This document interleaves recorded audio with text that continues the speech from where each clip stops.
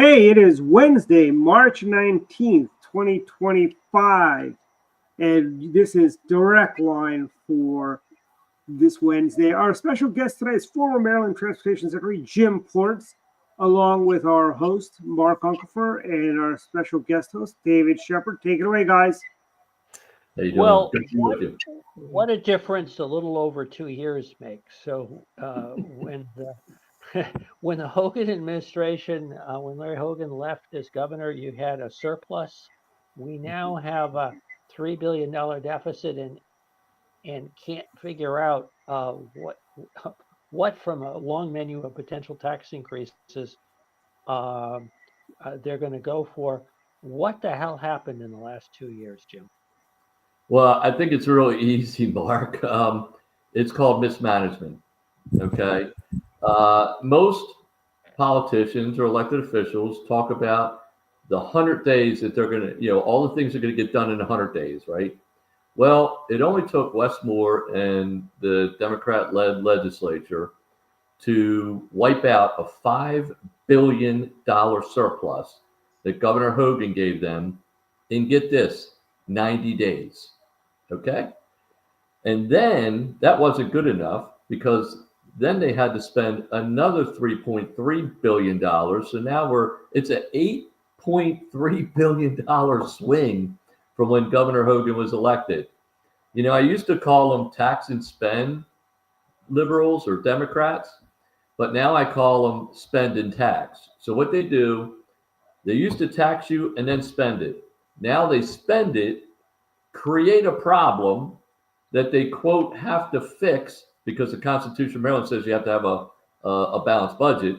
And now they have to come back and raise taxes and, quote, fix the problem that they created. Yeah, Go ahead, Jim.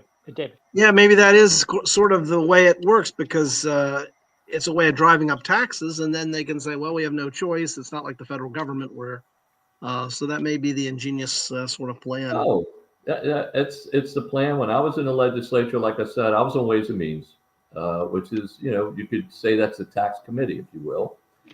You find the means so that you can provide the way, right? And they used to do that. They would tax first and then spend that money on projects that they said they were going to spend the money on. But now, again, they just spend and then tax and say, oh, we got to save the world. And they pull all kinds of tricks. But, Westmore said he wasn't going to leave anyone behind, leave no one behind. Well, I don't know who no one is, but I can tell you that everybody's being left behind. Yeah, that's true. So, of course, the key point here is that Moore and the legislature made a commitment to the teachers union, to the blueprint, which has ramped up spending in education. In many ways, it's got less in the way of oversight or accountability than the Thornton proposal, which was, I think, back when you were in the legislature 20 years ago. And it didn't work the way it was promised. So we have another shot at a big ramp up in spending. How much has that contributed to the financial morass that we're in right now? Oh, tremendously. It's if you talk to the county executives, it's almost bankrupting them into oblivion. Also, I'm glad, Mark. I am so glad you mentioned the Thornton Commission. Because not many people, I have to give you credit, not many people know about the Thornton Commission. You're right. It was passed when I was in the legislature. I believe it was 2002. It was my last year. I stood on the House floor for about an hour and debated probably every person that was in leadership at that time. My point was, this is a farce. You don't have the money. And you're trying to act like you're doing something for the teachers union and act like you're doing something for children. You're just lying to the public. That's literally what I was saying on the House floor. And it just came true because even though they did put a lot of money into education over those years, and Governor Ehrlich was one of those, by the way, he was mandated to increase funding in education. And even after all of that, 20 years later, they're back for more. So Thornton was a bust. It was a big promise that did not succeed. I would predict that Kerwin's going to have the same impact. Well, it's interesting in many respects. Thornton had more in the way, at least on paper, more in the way of For accountability. Now they Right. backed off when it came to actually holding people, especially in Baltimore City, accountable. They backed off from actually exercising those. But they, how shall I say, learned their lesson. I'm saying that somewhat facetiously. They have less in the way of accountability in the blueprint or the Kerwin than they had in Thornton. I think they don't want to have to go down that road anymore. Well, they don't want to have accountability because the teachers union doesn't want accountability. You have a tremendous amount of teachers that are very, very good at what they do. But the teachers union is in place to protect the ones who don't do a good job. And they're the ones that don't want accountability because they'd have to defend those people that pay their dues that aren't doing a good job. And that's a hard defense at that point. But, look, my daughter's a special ed teacher. I know she works very hard and she takes a lot of it home and wears a lot of it in her heart when she comes back, try to save everyone she can. So I know there's a lot of great teachers out there, but the teachers union is not built for good teachers. It's built for ones who can't perform. So the accountability is out the door. And quite frankly, Mark, there's almost no accountability with this legislature, period. Look at the crime. Look at the youth crime out there. There's no accountability for crimes that youth are committing now. And so every time you turn around, they want to take accountability and throw it out the window because they say it impacts, these vulnerable people. Well, when I was growing up, you held everybody to the same standard, and guess what? Everybody performed. It's that simple. Well, Jim, you mentioned just maybe a little background about yourself. You had mentioned you served time in the legislature. Where you're from, and maybe just a little about you. Well, I like your phrase, serve time, in the legislature. You made it out.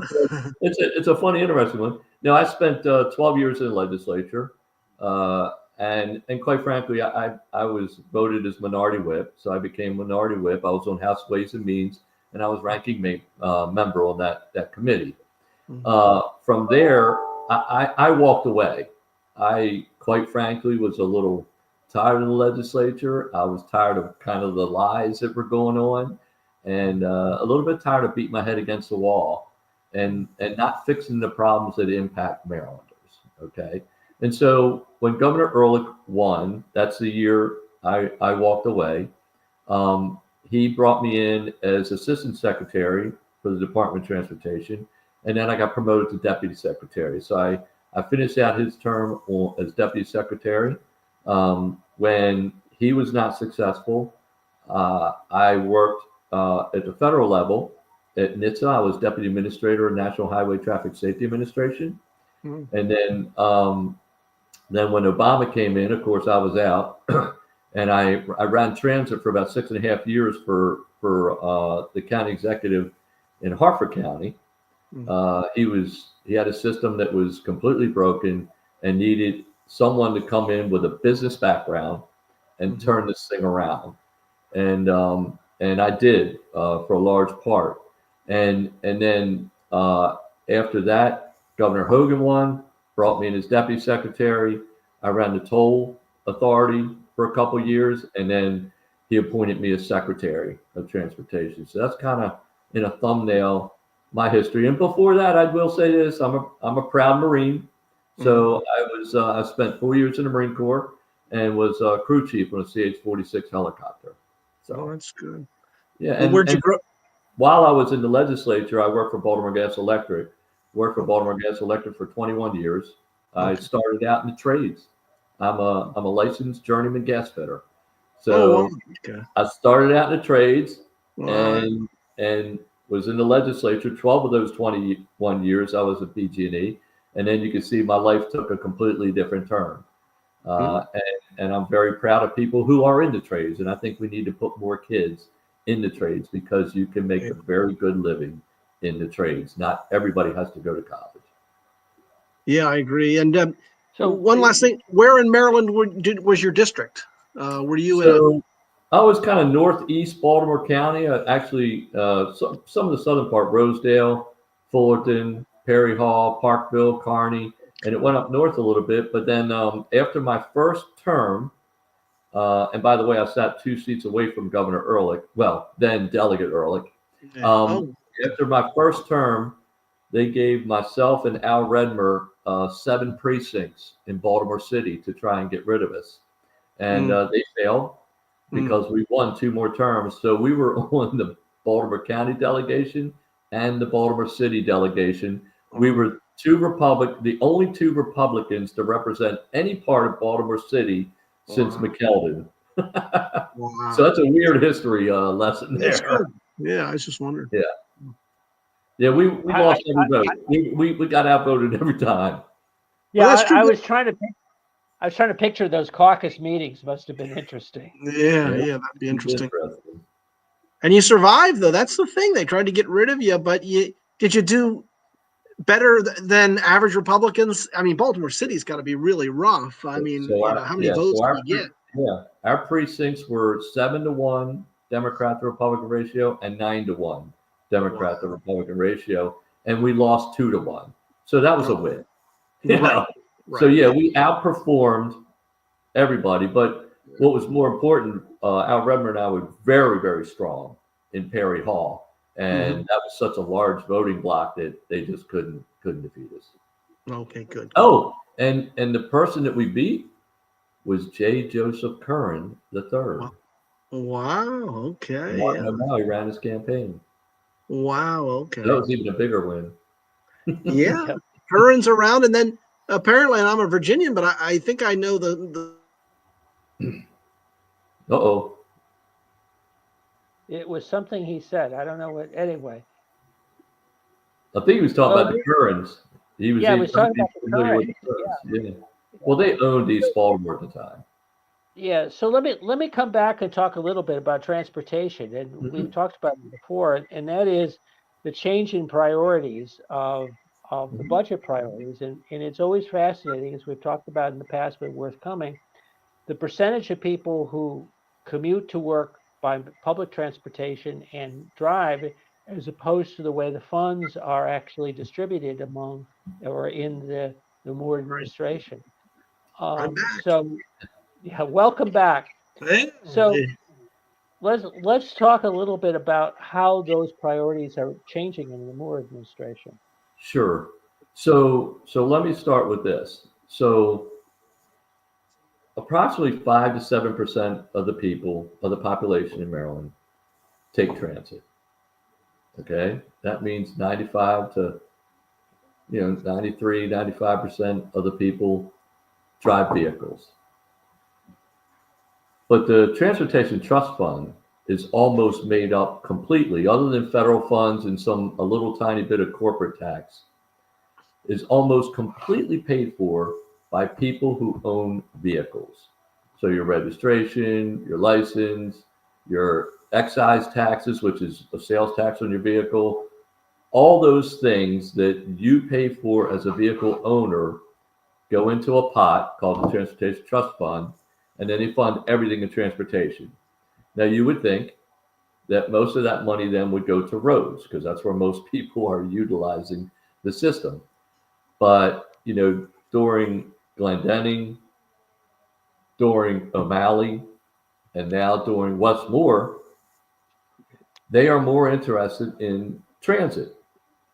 And so where we in the Hogan administration had probably had about 55% of the funds going to highways and roads and to the people who are paying for it, they flipped it. And so they're probably got about 55% of the money going to transit and about 45% of the money going to roads. And I can tell you that we have a lot more needs in roads than we'll ever have in transit. And again, it's people are not utilizing it. And I mention this to people all the time. We have one of the best transit systems in the world. It's called a school bus. Picks you up from your home, takes you to your destination, takes you from destination to your home. And even the people, I'll say the I guess what you would call more liberal people in Montgomery County, still take their kids to school in a vehicle. They don't utilize the bus. So even the people who say that they support transit don't utilize the free bus transportation they have for children and take their kid to school and pick them up in the afternoon during rush hour, which creates more traffic for everyone. So even the arduous people who want transit literally do not use it. Mm. So one of the things that Moore has proposed is a return of the red line. Now, this was obviously a line where you can probably provide the background, but it was a line that had been proposed in Baltimore.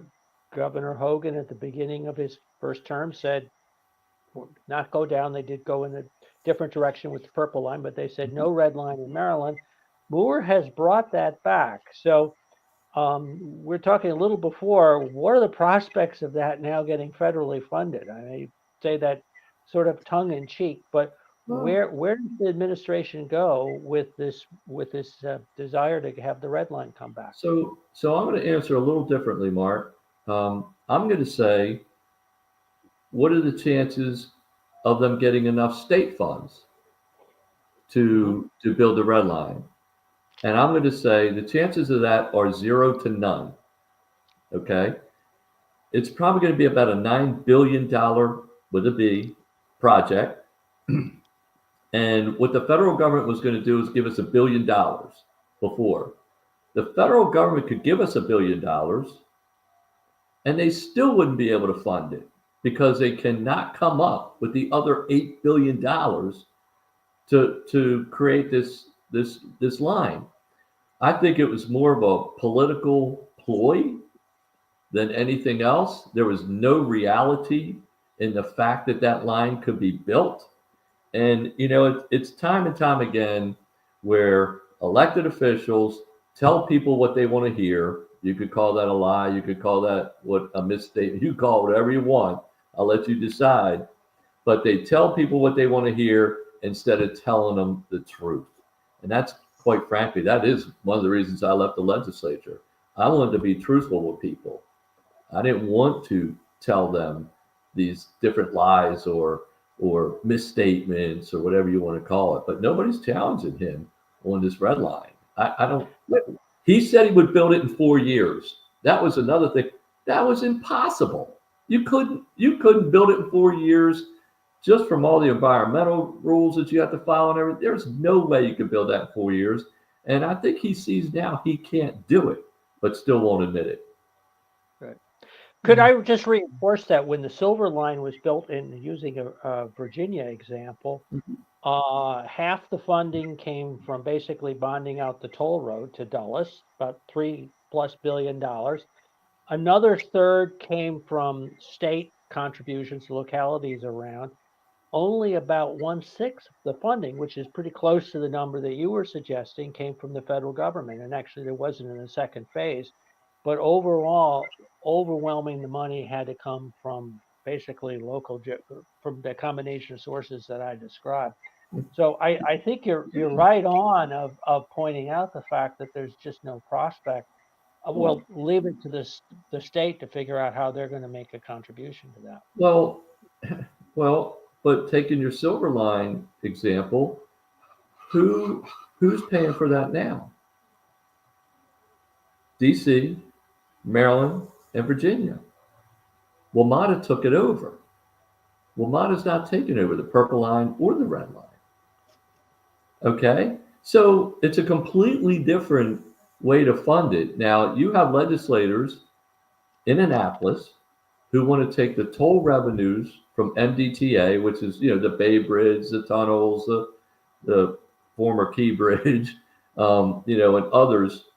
Right. They want to take those monies and turn that into transit. That's insane. The MDTA is an authority. An authority is a separate thing from everything else in government. They have taxing powers. They have bonding powers. They have a board that actually works as a corporation. You can't, and they have people who invest in those bonds. Like, so you have SEC rules, and they want to take all that and basically throw it out the window and say, well, no, transit should be able to get some of that money too. No, that's not the way these authorities are set up. It's a separate form of government. As a matter of fact, MDTA does not get any transportation trust fund funding or general fund funding. It only gets its revenue from tolls, and those tolls are paid by the people who utilize the system, and should only go back into the system for maintenance and repair, and potentially things like the express toll lanes, meaning expansion of toll facilities to help move the traveling public. It's a business. It really runs like a business.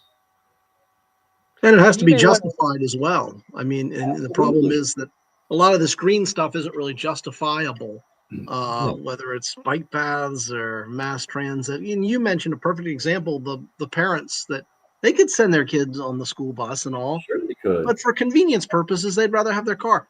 Well, it's like that for everybody else, whether you have children or not. I mean, you're going to want to drive your car. Mhm. You're not going to want to wait for a bus, sit on the corner waiting for a bus, or for me, the worst thing is, and this is my pet peeve with, and this is natural, I know, but with mass transit, when I get to the metro, in the afternoon, and you see the Mhm. sign 14 minutes for the Yeah. blue line, you're sitting there. So, yeah. Well, and then you get packed in like sardines too. Yeah, that's right. It's during the rush hours in the morning. I did it for 2 years, Yeah. or in the afternoons. I mean, it's just My everybody. late father used to refer to the metro as a bacteria trap. Yeah, I think he's right. I think it's a I have bacteria. a lot of truth in that. Yeah. Yeah. So one of the things that you were instrumental in with the Maryland Transportation was the basically express lanes, setting those up essentially north of Baltimore. Mhm. You ran into a lot of resistance up front with that, Yeah. and yet you were able to overcome it and actually pay for some substantial improvements in Correct. '95. So I'm glad. Yeah, I'm glad you mentioned that. So we went through a lot. And Governor Ehrlich, I'm going to give total credit to Governor Ehrlich. Governor Ehrlich had backbone, and he knew that what we were trying to propose in the transportation department with the express toll lanes was the right thing to do. Okay, we didn't have enough money in the transportation trust fund to build more roads, or more capacity, I should say. So tolls became the way to do it, and tolls or fees are a way that only the people that utilize them pay them. So it's not a tax, okay? O'Malley says a fee is a tax, tax is a fee. Well, not really true. If I don't go to the movie theater, I don't pay to watch the movie. You don't tax me to watch it. You don't tax me to pay for it. But if you don't use the tolls, you don't pay for them. And so I have a lot of scars from that, because the press was all over us about Lexus lanes and saying only rich people use them and everything else. That's such bull crap. And I would tell the press now, go ahead and try to take them away, and watch the resistance you get. And we built the ICC, and Governor Ehrlich was very instrumental in that. Matter of fact, they named it after him, right? And so these are ways to pay for facilities that we do not have funding for, and it's the people that utilize them that pay for them. So they're actually willing to pay a fee to move quicker through a system. And I use them. I don't use them all the time, but I utilize them. And one of the ones I tell people is that my son was having our first grandchild. They were having a reveal.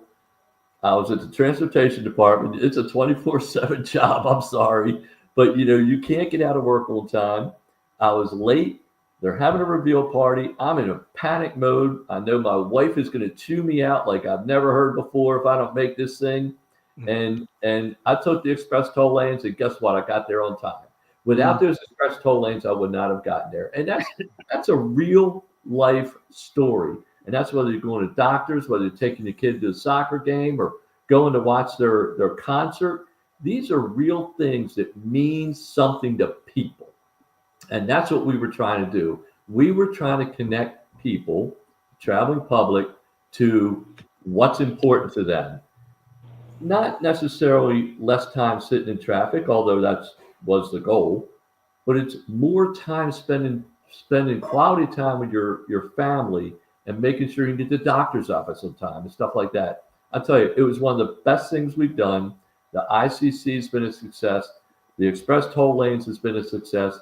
I call the express toll lanes in the Baltimore area my ICC because it connects Baltimore City to Baltimore County to Harford County. And it's supposed to go all the way up to Cecil County eventually. But, I mean, only if we get Republican administrations, because it will never happen under any other administration. It's an interesting contrast, Maryland and Virginia. Although, as I think you mentioned, right now it's less controversial because people know they can. If they don't want to pay, they don't have to pay, and if they want to pay, they can go a little faster. Yeah. It's less. But the contrast with Virginia is fascinating because express lanes are not, I won't say uncontroversial, but they're an accepted part of the way transportation policy is going to operate in the state. Yeah, we have express lanes. We have those as well. I'm in the slow ones, but we do have that option. But you know what? It helps you move quicker too. That's right. Yeah, that's right. I mean, it helps everybody. Yeah. No, I agree with you. The one thing I'll say, I've never been a fan of mass transit, and one of the things is that I have a theory, and I've expressed this before to Dwight and Mark, that what Virginia sort of got destroyed by the Silver Line because it made Loudoun County, which used to be nice and red, farmland, rural, beautiful. They bring in the Silver Line, and I think they've just brought in a whole bunch of Democrats. That's my theory. Because they want to live, they love mass transit. So you conservatives, we don't care about mass transit, but they love their mass transit. That's just an opinion. You don't know. Well, no, there's some fact behind that because I can tell you that a lot of your, I guess you using your words, more liberal people, will purposely buy land. When they heard the Silver Line was coming in, they started buying land and homes then because they know the housing value is going to go up, right? Yeah, that's true. Yeah, because it's inside DC, and there are people. Matter of fact, their name slips my mind, but the people who were the head of the, I think the Chesapeake Bay Foundation. I may have that wrong. No, it's Sierra Club. It was the Sierra Club. They purposely purchased their house near a line when they heard it was coming for that reason. And it was the purple line, by the way, for that reason, because they wanted to be on it and near it to get into DC. But more importantly, they wanted their home value to increase in value. They do it. And so the Sierra, what you're saying has some validity to it. Yeah, I think I would push back, Dave. Maybe this is a little off topic, but I think Loudoun County's demographics are the sort of graduate educated, upper income, that in general, sort of the Montgomery Countyization, if you will, that's in place that you could see it. And we'll see what happens. So other areas, the Dundalks are moving towards the Republican Party, and the Loudoun counties are moving in a different direction. That's true. So go ahead. No, I was just saying that the dynamics have changed a good bit. That Fairfax County, and this is off topic, way off topic, but they are losing population. People are kind of Northern Virginia is no longer really growing like it was before because it's very expensive to live. Right. You can't afford it. Yeah, I mean, it's just ridiculous, the cost. Yeah. You can't afford it. So it's the same thing happening in Maryland. A lot of people are moving out of Montgomery County, Prince George's County, which is, I mean, that's the gateway to DC, right? At least for Maryland. Yeah. And they're starting to move to Charles County and Frederick County and St. Mary's County because they can't afford it. And quite frankly, when I worked there, I was in Baltimore County. I commuted with hundreds of people from Baltimore County and Harford County that were going to DC because you can't afford the Yeah. homes in that DC area. I mean, you're going to see that. You're going to see Yeah. that all the time. I mean, it gets worse as you go along.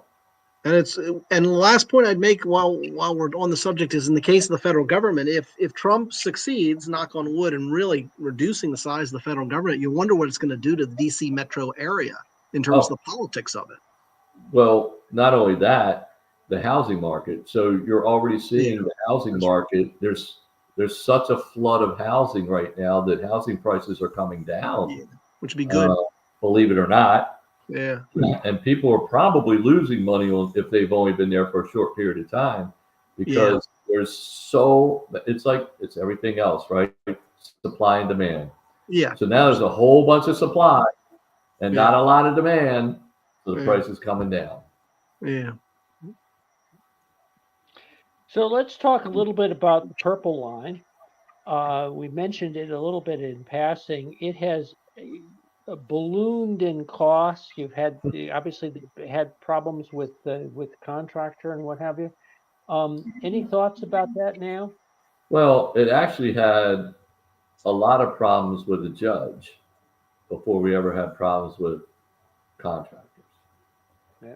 So you might recall, again, mostly the people in Montgomery County who quote support transit were all opposing the Purple Line, and they got a judge to rule that we couldn't start building, and it delayed the project for a little over 2 years, which at a time uh, inflation was going through the roof.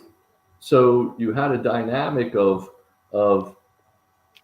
a judge making a decision that was already done, stopping a project. And by the way, he got overruled by a higher court. And so it was the same thing that's happening to Trump now with all these judges in the district area trying to stop him from doing things. Well, they did the same thing to us, and the price ballooned. And when the price ballooned, you can imagine the contractors had a contract to build it and maintain it and run it for a certain price. And by being delayed for all that time, and by the Maryland legislature, the legislators are all in favor of transit, we're opposing it. The cost went up, so the contractor's like, wait a minute, this is not what we agreed to, and I don't blame them, right? So that's how all that occurred, and they want to say, it was mismanaged or whatever. No, the court case in and of itself really set the entire project back and increased costs tremendously, and you're still seeing that. And quite frankly, at the end of this day, it's probably not going to be very cost effective at this point from these delays. That's just the way it works. And they did the same thing when we were trying to do the American Legion Bridge and increase the ability to create tolls on 495, and the legislature stopped it, kept it going, increases in cost, and now what's this administration doing? Nothing. That American Legion Bridge needs to be rebuilt, and I think Virginia's very interested in doing it. Obviously, I think the traveling public's very interested in doing it because they're stuck in traffic for hours and hours and hours. But you got the state legislators who they want to make it so painful that you sitting in your car that you get on mass transit. That's what they want to do. That's the goal. Make it painful enough to people, but you can see that people are not switching. They're not switching. Yeah, I don't think It's interesting. It's interesting. One of the things that comes up with the Purple Line is that the amount of increase that comes from light rail compared to bus or bus rapid transit, but just bus, really is not that great. So that if you measure it in the cost of the billions that are being spent, and you compare it to, again, there was best line that went from Bethesda over to College Park that basically covered that route of the Purple Line. most of the ridership for the Purple Line really comes from a basically existing bus line. Mhm. Have otherwise taken the bus line. Mhm. It remains to be seen how effective that's going to be because we don't know what the fare revenues, what the fare charges are going to be. A lot of people would have been better off with the bus and taking an extra 5 to 10 minutes. It really is a modest improvement that's taking place as a result of the Purple Line at a much higher cost. Remains to be seen. So I'll throw that out as a setback. Do you think it was a mistake to go ahead with the Purple Line back now? Almost, well, it was 10 years ago. Yeah, it's been quite a while. When you look back, um, you make decisions based on the best information that you have at the time. And at that time, it looked as if being able to utilize a light rail line for that area, which, by the way, the metro is one of the most successful transit systems in the country, right? Because it has population that can Right. support it. And that's the key. That's why it doesn't work in Baltimore, by the way. They don't have the population that can support it. But in that area, they have a population that can support it. So it looked as though, sort of like Disney World, right? They use Metro, and they can move a lot of people because they have a population that can support it. And that's really where that analysis came from. Fast forward to the increased costs, and as I just mentioned, and all that stuff, it probably would have been better to go with bus rapid transit. Hmm. And now that we have platooning, which, if you use ITS projects, any of these smart vehicles where I could have one bus driver and I can have two more buses follow me in a platoon because we have the hardware and the software that can do that. That would be a much better way to go down. Now, that technology wasn't advanced enough to utilize then, but if you look now, it would be a better way to do it. The other thing about bus rapid transit is if your population centers move, you can move the bus line with it. And if you're, or if you're, say you have a large corporation, you're running buses to that, and the corporation moves. Well, if you have a different corporate area that you want to move the people, then you can move the bus line. You can't move a rail line. So I'm a proponent of utilizing much more bus rapid transit than I would a light rail line. Light rail is just too expensive. I agree. That's what they should have done, and I think in Virginia, that's what we should have done Yeah, with buses I down agree. Tyson's Corner, not the Well, Silver. and if you have a dedicated lane, then Yeah. that's golden, right? Yeah. I try to get Baltimore City to let us utilize Baltimore Street and run buses both ways, because Baltimore Street's one way, right? So I could have an east-west route on Baltimore Street, run buses on each direction. You could put bikes in the middle. You could set up cafes on the sides, because you won't have all these vehicles coming through, and you would have dedicated lines both ways, all the way across the city, and you could move the buses from Pratt and Lombard and other areas because the buses won't have to compete with cars. And I tell you, people hate competing with buses. They hate it. And so it would be a win-win for everybody. And after you did it in Baltimore Street, you could go up 4 or 5 blocks, maybe 6 blocks, and do it north. You could go down a little bit south. Can't get much further south, east-west route. You're hitting the water. But you could also do routes north and south about 6 blocks apart. You could cover almost the whole city with 4 or 5 transit lines that are totally dedicated both ways.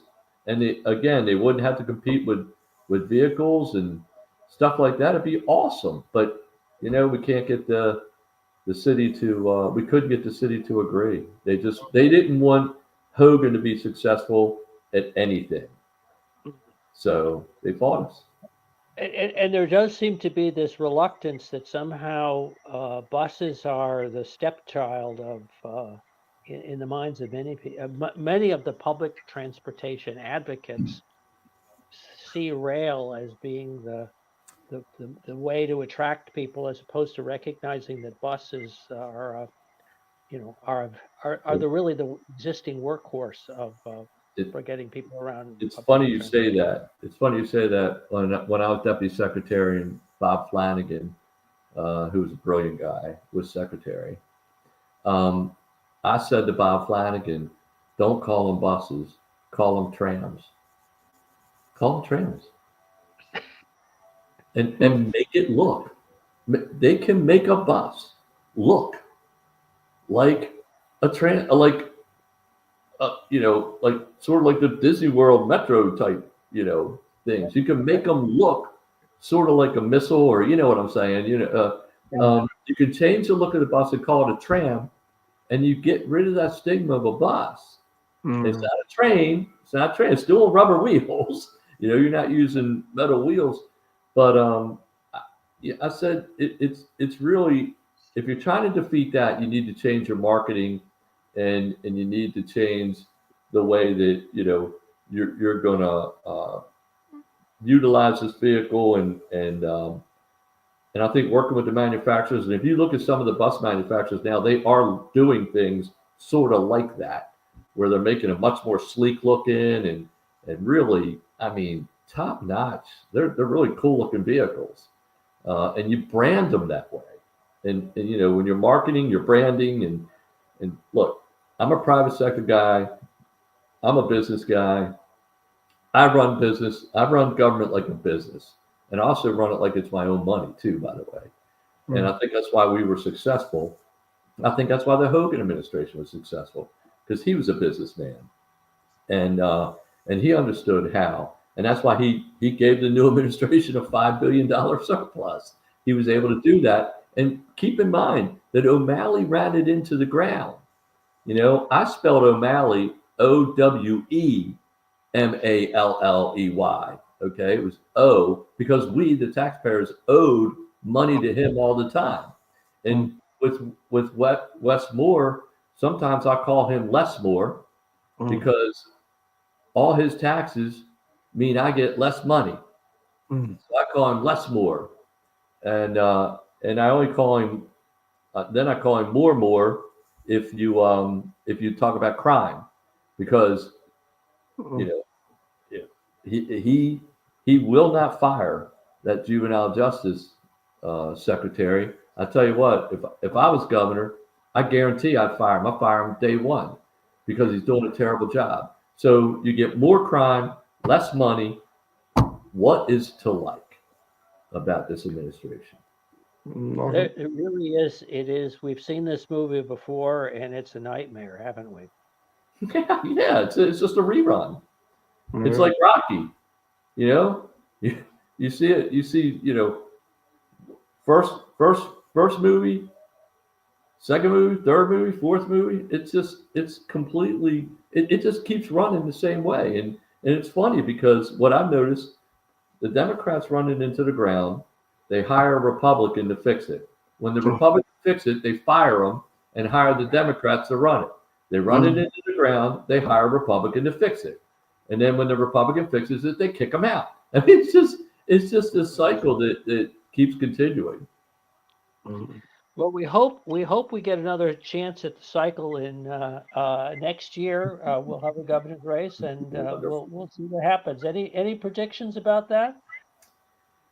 If you asked me 2 years ago, or maybe even a year ago, I would say that Wes Moore was a shoo-in for re-election. But when you ask me today, I say he's vulnerable. I think he's vulnerable, especially on two fronts that I just mentioned. Economy and crime. And those are two very, very important issues to hardworking families in Maryland. Well, especially with taxes, because I guess he's looking at a tax increase. So O'Malley raised, I think, 53 taxes. I think that's what I heard Governor Hogan say a million times. Westmore and these Democrats, their Democrat-led legislature right now is over 300 taxes. Mm. Westmore is making Governor O'Malley look like a junior varsity spend and tax liberal governor.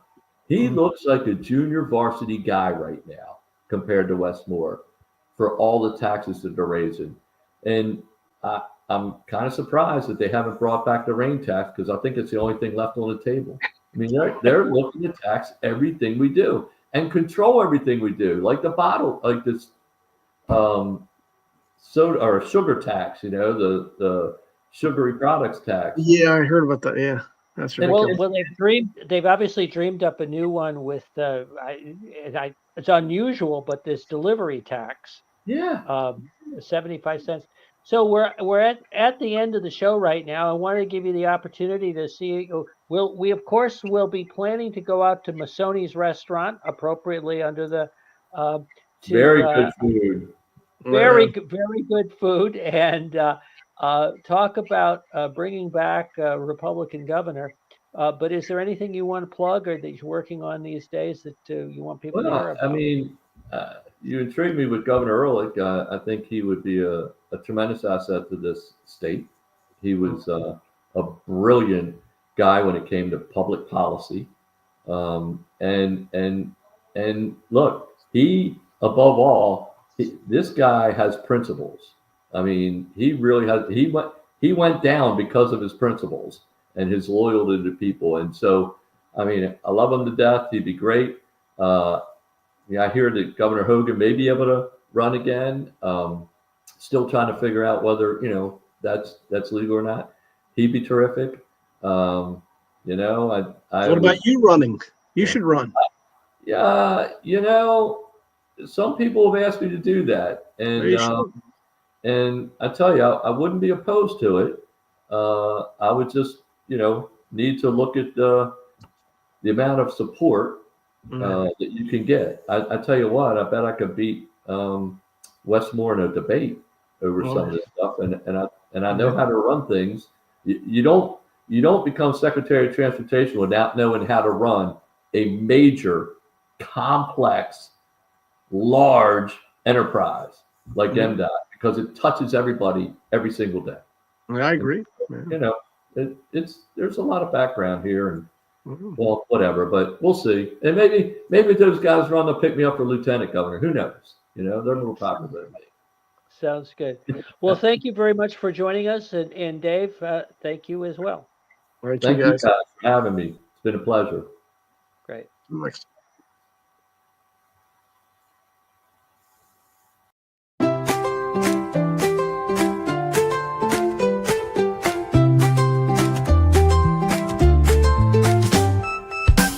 Let's go down to Masoni's, where Italian cuisine shines.